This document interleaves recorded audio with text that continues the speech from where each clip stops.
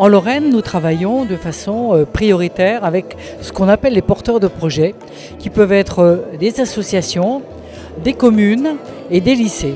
C'est-à-dire que nous n'avons pas de partenariat direct avec des régions à l'étranger, mais par le biais d'associations et de partenaires lorrains, nous soutenons leurs projets à hauteur de 30% de leur budget. Et donc, leurs projets, ça peut être des projets prioritairement sur l'eau, sur la santé, sur l'éducation et l'agriculture. Il y a aussi, ce qui est important, des projets jeunes que nous soutenons, c'est-à-dire tous les ans, des chantiers de jeunes qui sont organisés en relation avec des territoires ailleurs, dans les pays moins avancés, nous permettent d'envoyer à chaque fois une dizaine, une quinzaine de jeunes qui travaillent avec d'autres jeunes dans les pays. Et on l'a redit ce soir lors de cette conférence débat, tout le monde en revient grandi, si je puis dire.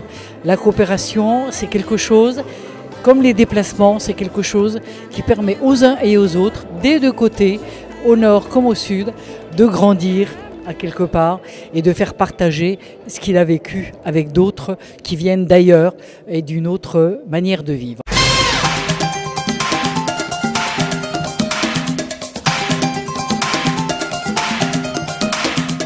En fait, nous, au niveau du Sénégal, la priorité des priorités, c'est le développement de l'éducation, la formation de ressources humaines de qualité.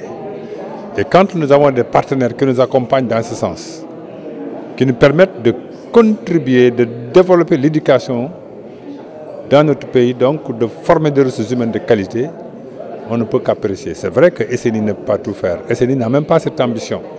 Mais SNI vient en appoint. SNI accompagne ce que les pouvoirs publics et les collectivités locales sont en train de réaliser en matière d'éducation. Mais je vous assure que nous apprécions très positivement. Et ce travail-là, il est fait non pas de manière asymétrique, c'est-à-dire imposé par SNI, mais les besoins sont exprimés par les communautés à la base, les besoins sont exprimés par les autorités locales, et ensemble, il y a ce qu'on peut considérer comme de la co-construction en termes de formation.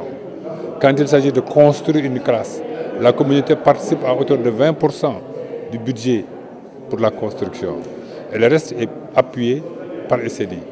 Quand il s'agit d'améliorer les conditions de travail des enseignants et des élèves, SNI met à disposition des moyens pour acheter des manuels, aussi bien pour les enfants que pour les enseignants. Je pense que globalement parlant, c'est un partenariat positif et nous y gagnons beaucoup. Il reste aussi que les Français y gagnent, la France y gagne en envoyant des jeunes Sénégalais, des jeunes Français dans ce qu'on appelle souvent les chantiers de jeunes bénévoles. C'est un moyen pour le développement de la citoyenneté pour les jeunes Français. Ça permet de briser des barrières, ça permet de développer l'interculturalité, ça permet de lutter contre l'exclusion, contre le racisme. Et de ce point de vue, je pense que nous avons tous à y gagner.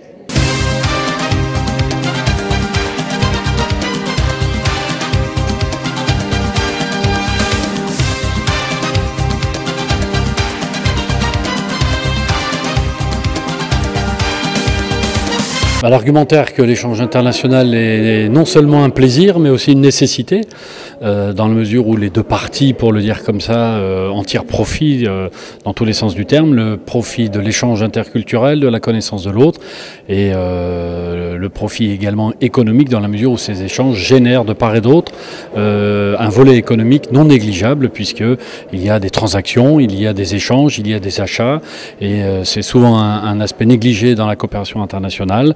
Et le fait qu'il y ait ces deux dimensions-là nous paraît un élément extrêmement important.